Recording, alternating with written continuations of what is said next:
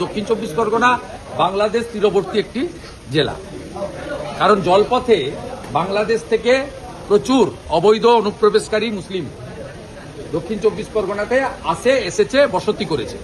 তৃণমূল কংগ্রেস দক্ষিণ চব্বিশ পরগনাটা মূলত যে আদি বাসিন্দা যারা তাদের কাছ থেকে কাড়িয়ে নিয়েছে, ডেমোগ্রাফি চেঞ্জ হয়েছে। আপনি যদি আমাদের ঘটকপুকুর থেকে বাসন্তী এক্সপ্রেস হাইওয়ে দেখেন, অথবা সোনারপুর কামালগাজী থেকে ক্যানিং হয়ে গোসাবা পর্যন্ত দেখেন, তাহলে আপনি ভারতে বা পশ্চিমবঙ্গে আছেন না অন্য কোথাও আছেন, চোখের সামনে আপনি দেখতে পাবেন কিভাবে ডেমোগ্রাফি বদলেছে, ভাষার কিভাবে ভাষা পরিবর্তন আপনি ওখানে গেলেই বুঝতে পারবেন। ভয়ঙ্কর ডেমোগ্রাফি যে জেলাগুলোতে চেঞ্জ হয়েছে, জনবিন্যাস বদলে গেছে। এই বাংলাদেশি মুসলিমদেরকে আনিয়ে অবৈধ আধার কার্ড, এপিক কার্ড এসব করে মমতা বন্দ্যোপাধ্যায় যে কাণ্ডটা করেছেন, সবচেয়ে বেশি ক্ষতিগ্রস্ত হয়েছে দক্ষিণ চব্বিশ পরগনার। সেখানকার যারা অরিজিনাল বাসিন্দা তারা আজকে সংখ্যালঘু হয়ে গেছেন। তারা আজকে জমি জমা বেচে একটা ছোটখাটো বাড়ি ফ্ল্যাট কিনে কলকাতাতে পালিয়ে আসতে বাধ্য হয়েছেন।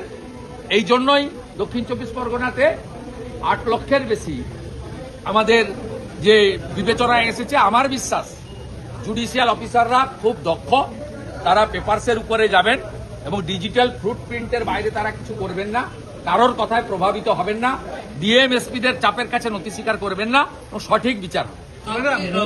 মতুয়া প্রভাবিত এলাকাগুলো থেকে এখনো পর্যন্ত যা খবর আসছে তাতে হচ্ছে বিচারাধীন বলুন বা বাদ যাওয়া বলুন, সংখ্যাটা কিন্তু যথেষ্ট বেশি, এমন খবর আসছে। যথেষ্ট বেশি মোটেই নয়, কিন্তু আছে। 2002 সালের পরে যে সমস্ত শরণার্থী এসেছেন তাদের তো সমস্যা আছে। তবে আপনাদের আমি বলতে পারি, ভারত সরকার যেভাবে উত্তর চব্বিশ পরগনা নদিয়াতে যে 90,000 সিএ অ্যাপ্লিকেশনকে দ্রুত নিষ্পত্তির উদ্যোগ নিয়েছেন, তাতে তারা খুব অল্প দিনের মধ্যেই নাগরিকত্ব পেয়ে যাবেন। আর যেদিন নাগরিকত্ব পাবেন সেদিন ভোটার হয়ে যাবেন। এই সমস্যার সমাধান হয়ে যাবে। এরপরেও যাদের নাম ডিলিট হয়েছে সেই হিন্দু শরণার্থীরা তারা প্রথমে ডিওর কাছে আবেদন করবেন, জেলা শাসকের কাছে। সেখানে আবেদন রিজেক্ট হলে সিওর কাছে আবেদন করবেন। আমরা বিষয়টা দেখে নিচ্ছি।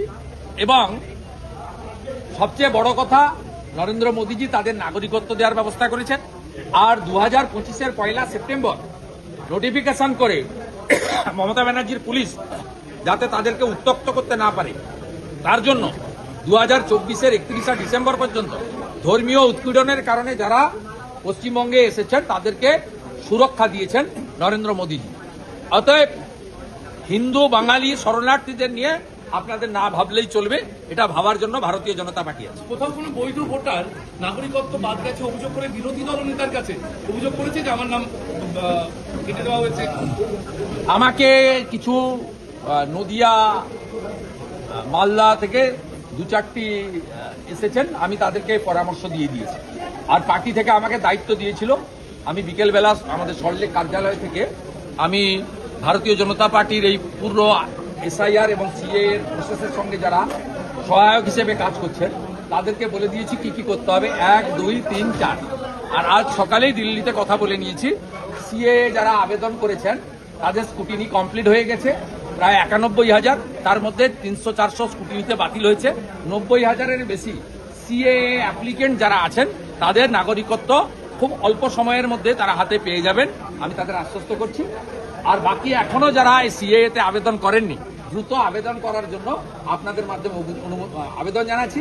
আর যেদিন এমএইচে আপনাদের সিটিজেনশিপ দেবেন, অটোমেটিক কোর্সে তারা ইলেকশন কমিশনকে তালিকা পাঠিয়ে দেন এবং তাদের ভোটার লিস্টে নাম উঠে যায়। কতদিন পর্যন্ত ভোটার লিস্টে নাম উঠতে পারে?